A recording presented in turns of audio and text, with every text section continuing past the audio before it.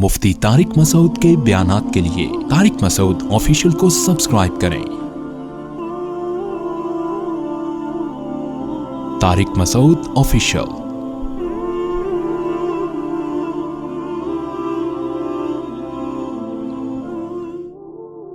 दीनदारों को जो मेरे भाई ये जो मुख्तलिफ ताने दिए जाते हैं, कुछ ताने सही भी होते हैं। तो पहली वजह उसकी मैंने बताई, जज्बातियत।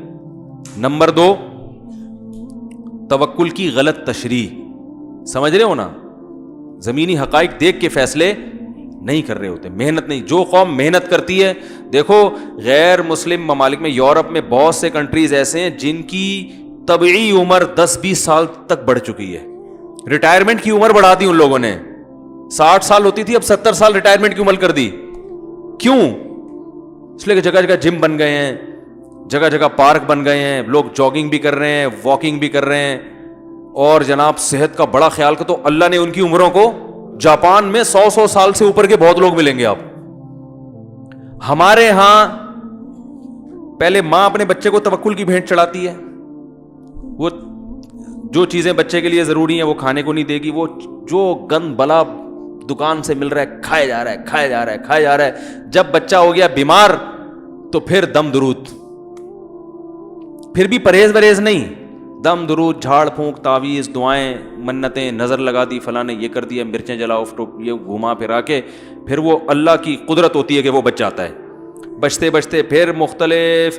अच्छा, पार्क में जो चहल कदमी करते हैं ना, माजरत के साथ, उनसे मैं कई दफ़ा मेरा इरादा उनसे बोलूं कि आप घर चले जाएं, इस चहल कदमी में टाइम वेस्टिंग के अलावा कुछ भी हासिल नहीं हो रहा।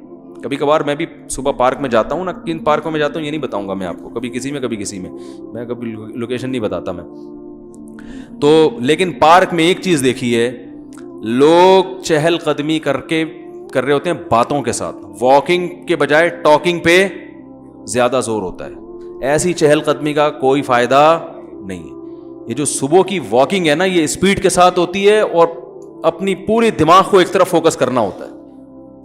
ख़वातीन भी नज़र आती हैं उसमें, बड़ी उम्र की ख़वातीन हैं जिनको डॉक्टरों ने बताया होता है कि भाई आप भी वॉकिंग करें, तो वो वही सास बहू के किस्से चल रहे हैं। ओ बहन तुम तो, मैं जॉगिंग कर रहा था, जॉगिंग तो चंद कुछ बूढ़ी औरतें थीं, मैं जॉगिंग करते हुए उनके करीब से गुजरा ना, तो बहू का लफ्ज़ मेरे कान में पड़ा कि नहीं, वो बहू जो है ना आटा नहीं गूंथती, पता नहीं क्या करती। मैंने कहा भाई इनसे बोलो ये मसाइल बस करो यार। यहां अगर बहू और नंदों जिठानियों की टेंशन पार्क इसलिए थोड़ी बना है भाई, छोड़ो बातें नहीं करो, अभी स्पीड के साथ आप वॉकिंग करें।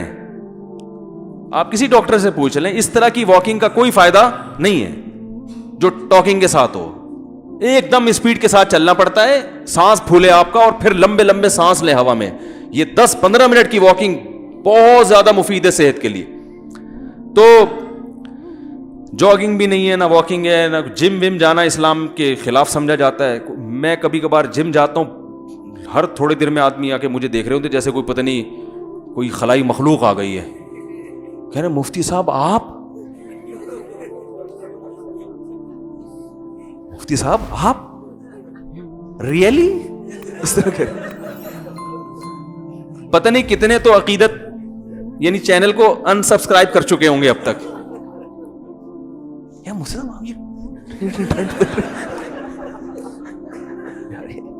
लेकिन मुफ्ती हो गए यार, ये काम कर रहे हो आप। अब मुझे एक बात बताओ, एक कॉमन सेंस की बात है।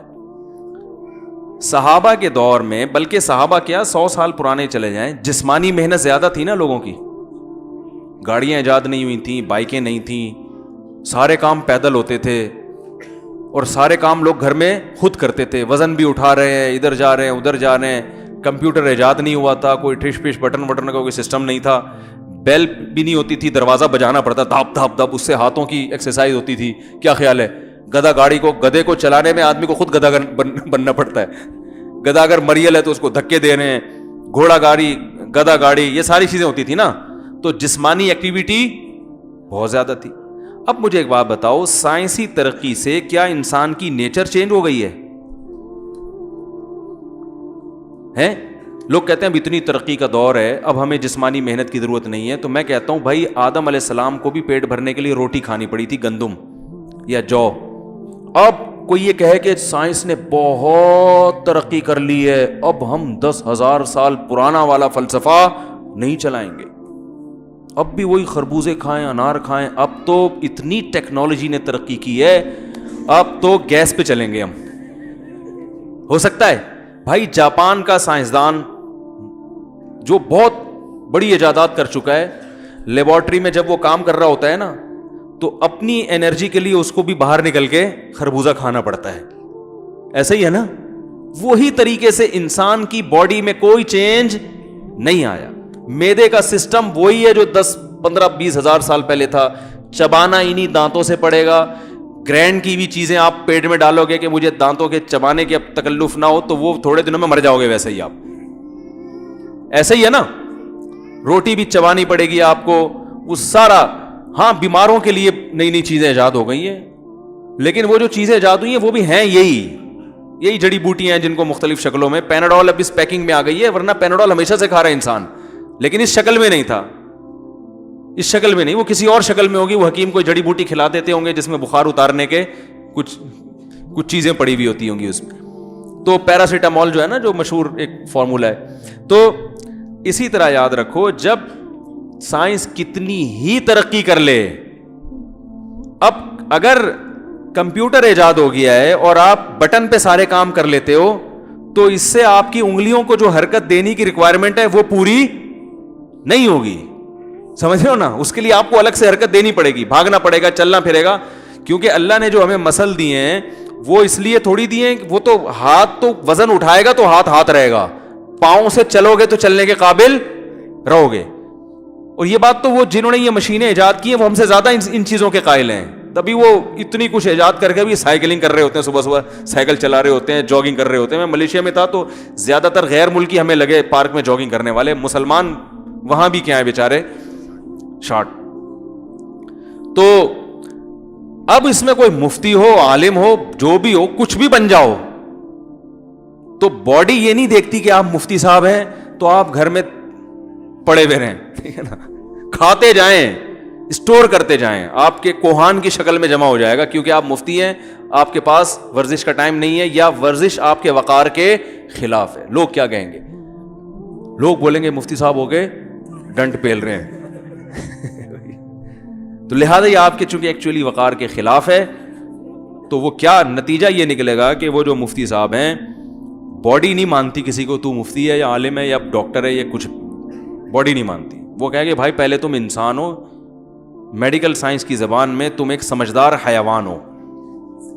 حقیقت ہے نا. میڈیکل سائنس کیا کہتی ہے؟ انسان بھی جانور ہی ہے لیکن ایک بڑا ذہین قسم کا حیوان ہے وہ. تو لہذا تمہیں صحت کو مینٹین رکھنے کے لیے وہ تمام کام کرنے پڑیں گے جو ایک مزدور کو کرنے پڑتے ہیں، ایک گٹکے والے کو کرنے پڑتے ہیں، ایک ٹماٹر والے کو کرنے پڑتے ہیں. اس میں چاہے کوئی مفتی اعظم ہو، چاہے وزیر اعظم ہو، چاہے وہ کچھ بھی ہو. لیکن لوگوں کی ایک سوچ کی بات بتا رہا ہوں. تو اب اکثر دینداروں کو دیکھا ہے وہ ورزش نہیں کرتے، وہ وقار کے خلاف سمجھتے ہیں. بزرگ بعض لوگ ہیں وہ نہیں کر رہے ہوتے ورزش، حالانکہ وہ بزرگ ہیں، وہ کہتے ہیں یار ہم ورزش کریں. وہ اگر پارک میں چہل قدمی بھی کر رہے ہوتے ہیں نا، تو وہ اپنے بزرگی کا پورا خیال کر کے کر رہے ہوتے ہیں، ایسے وقار سے خرامہ چلو. پھر مریدین کہہ رہے ہوتے ہیں کہ ہم حضرت جی سے ایک قدم آگے نکل گئے تو گستاخی ہو جائے گی. تو مریدین کی واکنگ بھی گئی تیل لینے. میں نے دیکھے ہیں بعض لوگ خانقاہوں سے فارغ ہیں، کوئی خلافت ملی ہوئی ہے ان کو، جوان ہیں، تو اب وہ واکنگ کر رہے ہوتے ہیں پارک میں بڑی تمیز کے ساتھ نا، وقار کے ساتھ، اور اسی وقار کا خیال کرتے ہوئے ان کے مریدین بھی پیچھے. وہ مریدین یہ ہو رہے تھے ایک قدم آگے نکل گئے تو گستاخی بھی ہو سکتی ہے.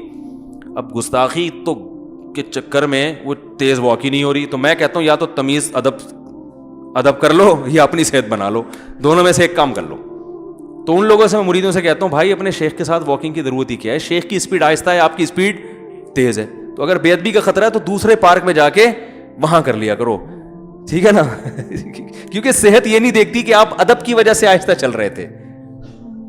اگر صحت یہ دیکھتی نا کہ چونکہ ان کے پاس چلنے کا ٹائم نہیں تھا، ان کو تیز چلنا چاہیے تھا، لیکن چونکہ ایکچولی ایک مجبوری تھی جس کی وجہ سے آہستہ چل رہے تھے، تو ان کی انرجی جتنی برن تیز چلنے میں ہونی چاہیے تھی اتنی آہستہ چلنے میں ہوگی.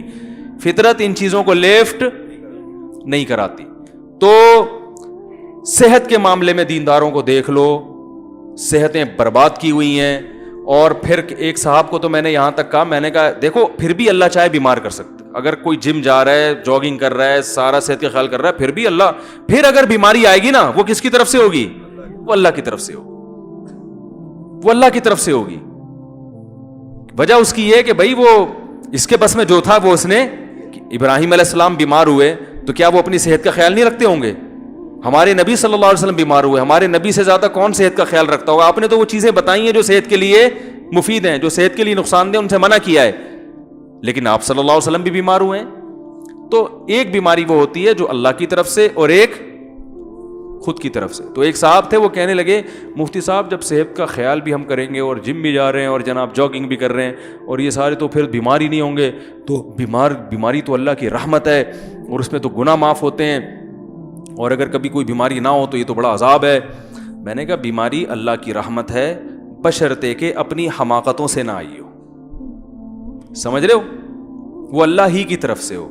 آپ گٹکا کھا کے منہ کا کینسر ہو گیا تو یہ آپ کی طرف سے ہے, یہ کینسر اللہ کی طرف سے نہیں ہے. سگریٹ پی پی کے پھیپھڑوں کا بیڑا غرق کر دیا آپ نے, تو یہ بیڑا غرق اللہ کی طرف سے نہیں ہوا ہے, ہوا تو اللہ کی طرف سے, اس لیے کہ سارے کام اللہ ہی کرتا ہے, لیکن وہ آپ کی حماقت کی سزا دی اللہ نے آپ کو. تو یہ والی کھا کھا کے اتنا تھوپ لیا یہاں پہ, اب چلا نہیں جا رہا ہے, یا قبض ہو گیا, پیٹ میں مروڑ ہو رہا ہے اور درد ہو رہا ہے, کہہ رہے کوئی بات نہیں, گناہ معاف ہو رہے ہیں میرے. ہر تکلیف پہ گناہ معاف ہوتا ہے نا. حدیث میں آتا ہے کانٹا بھی چبھتا ہے تو گناہ معاف ہوتا ہے. حدیث میں آتا ہے کانٹا بھی چبھتا ہے تو کیا ہوتا ہے؟